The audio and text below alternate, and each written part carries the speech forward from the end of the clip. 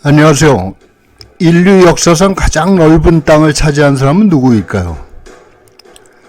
지난 1000년 동안 세계사에 가장 영향력이 컸던 맨 오브 밀레니엄으로 1995년 워싱턴 포스트가 선정한 사람은 누구일까요? 당신에게 몽골 7번째 이야기는 에디슨도 아니고 트럼프도 아니고 몽골 제국의 영웅 칭기즈칸입니다.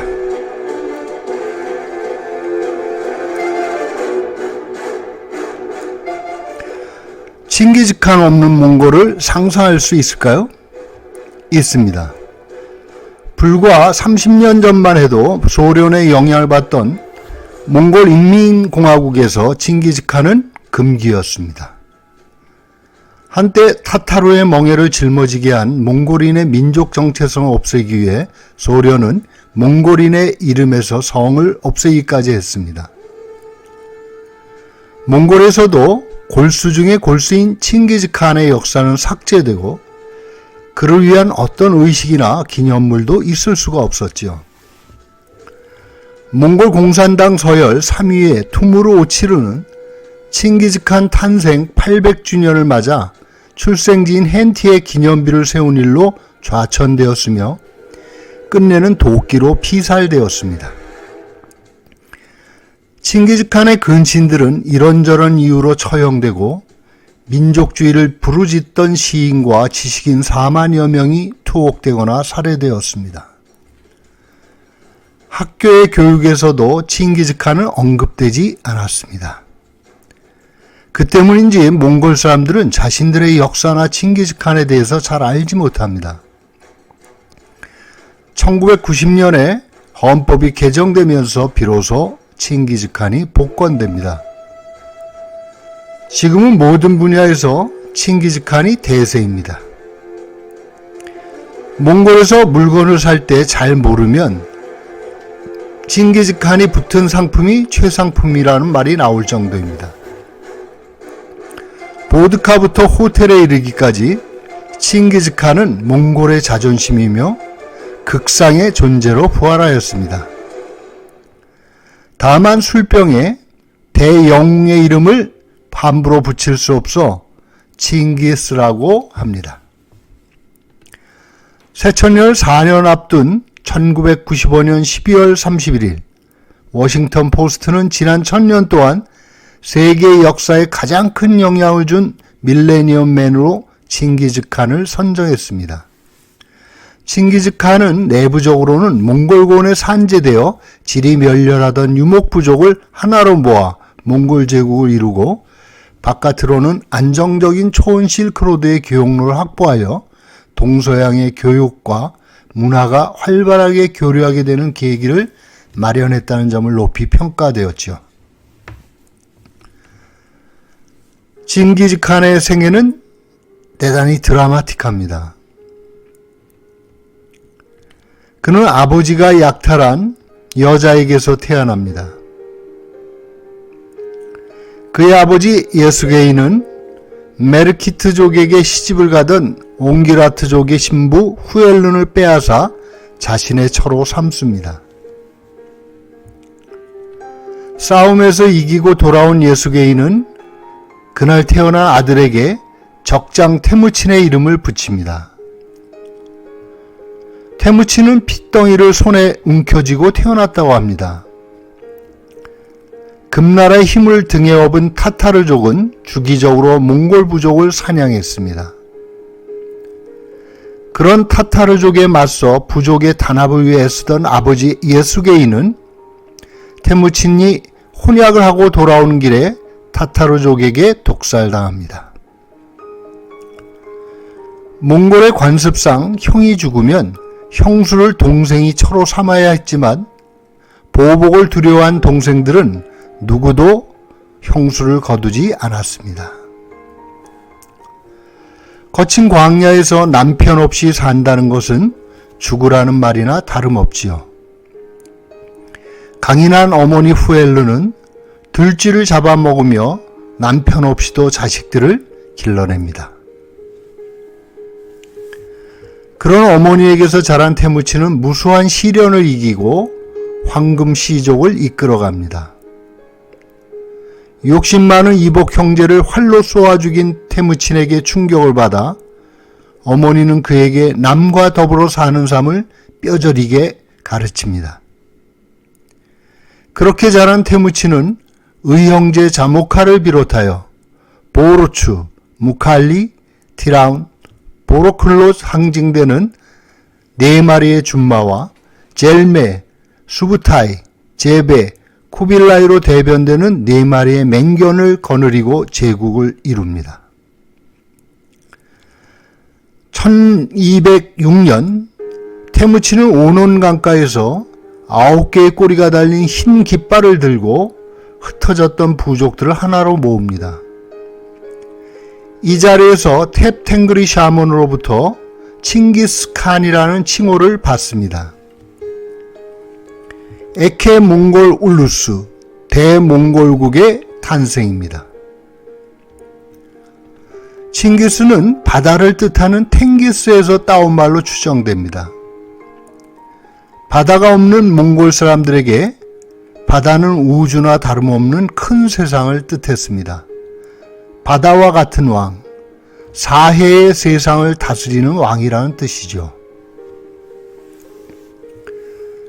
거대한 제국을 경영하면서도 몽골 울루스에는 법이 없었습니다. 칭기즈칸의 말이 곧 법이었죠. 조악하고 단순한 몇 마디로 제국을 다스린 비결은 어디에 있을까요? 그것은 용서 아니면 사형이라는 법령의 힘이었습니다. 칭기즈칸의 훈시인 빌릭을 토대로 만든 자삭이라는 법령은 사형과 동의어로 쓰였습니다. 1조 간통한 자는 사형에 처한다. 2조 수간을 한 자는 사형에 처한다. 19조 남편이 싸움에서 달아나면 부인이 남편을 대신하여 싸워야 한다. 29조 말을 훔친 자는 9마리를 변상한다. 변상할 말이 없으면 아들을 내주어야 한다. 아들도 없으면 양처럼 본인이 도살될 것이다. 죽느냐 사느냐 얼마나 엄중하고 단순무식한 법령입니까? 초원에 흩어져 바람처럼 떠돌던 유목부족들을 하나로 뭉치게 하려면 긴 말이 필요 없었을 것입니다. 그렇다고 칭기즈칸이 그런 무자비한 극형만으로 다스린 것은 아닙니다. 13조 음식을 먹는 사람의 옆을 지나가는 손님은 말에서 내려 주인의 허락 없이도 그 음식을 먹을 수 있다. 주인은 그것을 거부해서는 안 된다. 15조 옷이 너덜너덜해지기 전에 빨래를 해서는 안 된다. 35조 아버지가 죽으면 아들은 생모를 제외한 모든 처첩을 마음대로 처리할 수 있다. 결혼을 해도 좋고 다른 사람에게 시집을 보내도 좋다. 길손부터 과부며 빨래까지 챙기는 자상함도 겸비하고 있음을 알 수 있습니다. 남의 부인을 약탈한 그의 아버지 에스게이의 업보는 자식 태무친에게도 이어집니다. 신부를 빼앗긴 것에 앙심을 품은 메르키트족은 태무친의 처 보르테를 납치합니다. 기습하여 다시 찾아오긴 하지만 보르테는 홀몸이 아니었습니다. 문제는 그녀의 몸속에 든 아이가 원수 메르키트족의 아이일지도 모른다는 사실이었지요. 어찌하겠습니까? 고민하던 태무친은 보르테가 낳은 자식에게 이름을 지어줍니다. 이름을 준다는 것은 자신의 자식으로 인정한다는 것이죠. 그런데 그 아들의 이름이 조르치였습니다. 손님이라는 뜻입니다. 죽음을 앞둔 칭기즈칸은 사후의 자식들 간에 일어날 골육 상쟁을 내다보고 깁차크 초원에 머물러 있던 맏아들 손님, 즉 조르치를 불러들입니다. 그러나 조르치는 아버지의 뜻을 알아채고 응하지 않습니다. 대제국을 이룬 칭기즈칸이었지만 자식들의 우애는 이끌지 못했지요. 칭기즈칸은 자식들에게 내 자손들이 비단 옷을 입고 벽돌집에 사는 날 내 제국은 망할 것이다 라는 말을 남겼습니다. 유훈에 따라 후대 왕들은 계절마다 궁을 옮겨서 살았지만 중국 문화를 동경한 쿠빌라이는 베이징으로 도읍을 옮기고 성을 지어 벽돌로 된 집에서 살게 됩니다. 그 후 2세기도 넘기지 못하고 몽골 제국은 칭기즈칸이 예언대로 망하고 맙니다.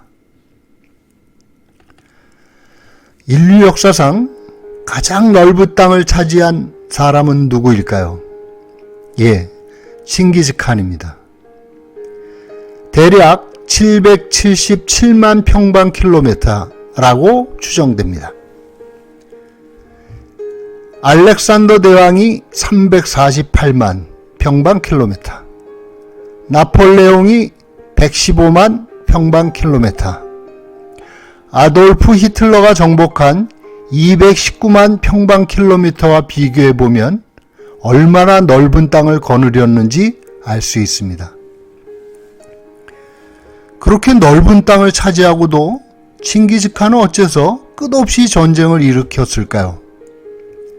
여축된 삶을 살지 못하던 유목민들은 이상기온이나 천재로 인해 살기가 어려워지면 농경민들의 곡식 창고를 털기 위해 전쟁을 불사했습니다. 칭기즈칸이 강대한 제국을 이룬 뒤에도 나라를 유지하려면 외부에서 들어오는 생필품이 필수적이었습니다. 그 물품의 대부분을 서역의 대상들에게 보급받던 몽골은 툭하면 통행세를 올리거나 약탈을 일삼는 실크로드의 주변 국가들을 복속시킬 필요가 있었습니다.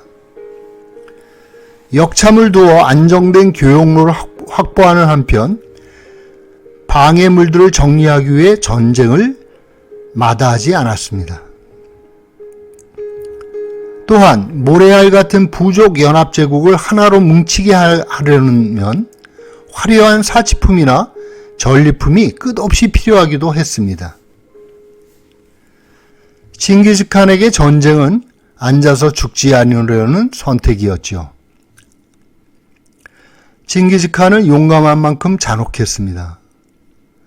칭기즈칸은 몽골 부족의 표상인 푸른 늑대처럼 영리하고 거칠었습니다.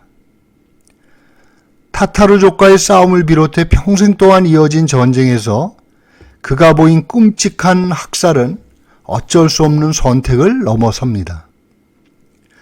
사냥에 나가면 짐승을 많이 잡아야 하고 전쟁에 나가면 사람을 많이 죽여야 한다고 했던 말대로 그는 전쟁을 인간 사냥쯤으로 여긴 사람이었습니다.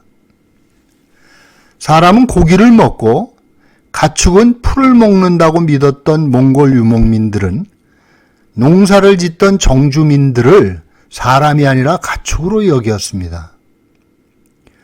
정복한 지역의 여자를 취하기 위하여 그 남편을 죽이고 타타르인에게 복수하기 위해 수레바퀴 높이보다 키가 큰 남자들은 모조리 살육한 행위는 잔혹했습니다. 수많은 전쟁 중에 그의 전술은 고도의 간계와 심리전을 병행했습니다. 10만에서 20만의 군대로 수백만의 적들을 격파한 데에는 용기와 더불어 능란한 심리전술이 있었습니다. 실크로드의 대상들을 정보원으로 활용하여 적진의 엄청난 심리적 공포감을 조성했습니다. 그는 본보기를 보이듯이 저항하는 적들을 잔혹하게 다루었습니다. 항복하면 관용을 베풀지만 저항할 경우 씨를 말리는 잔인함을 보였죠. 그의 손자가 죽은 샤리 골골라, 지금의 아프가니스탄을 공격할 때는 풀 한 포기조차 남겨두지 않았고 돌 위에 돌을 남기지 않고 무너뜨렸습니다. 그의 잔혹함은 강한 것이 약한 것을 잡아먹으며 강한 자만이 살아남는 척박한 황야의 법칙이기도 했습니다.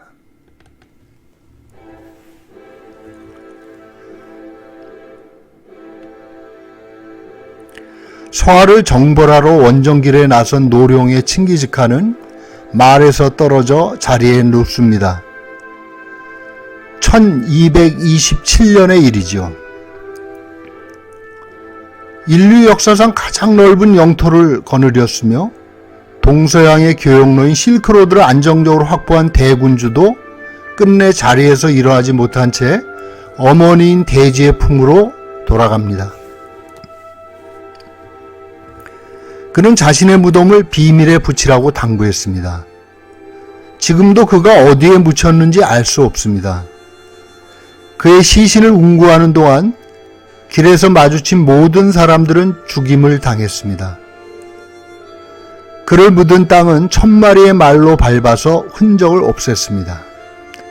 그 말등에 올라타서 달리던 병사들도 그 자리에서 목숨을 내어 놓아야 했습니다. 영원한 침묵 속으로 칭기즈칸은 묻혔습니다. 지금도 칭기즈칸의 무덤을 찾는 툼 레인저들은 칭기즈칸이 원대한 꿈을 키우던 부룩한 칼든 부근에 묻혔을 것이라며 찾아다닙니다. 칭기즈칸의 자취를 밟으려는 여행자라면 몽골 동부의 hen티 아이막으로 길을 잡아야 할 것입니다. 우선 칭기즈칸이 태어난 곳으로 알려진 다달솜과 테무친이 처음으로 칸자리에 즉위한 흐흐노르, 40m 높이로 최근에 칭기즈칸 동상이 세워진 날라흐 근교의 촌징볼덕을 둘러보시라. 무엇보다 칭기즈칸에 관한 책 몇 권은 가져가기 바랍니다. 몽골 역사의 유일한 텍스트인 몽골 비사, 그리고 김영수 작가가 쓴 조들을 권합니다.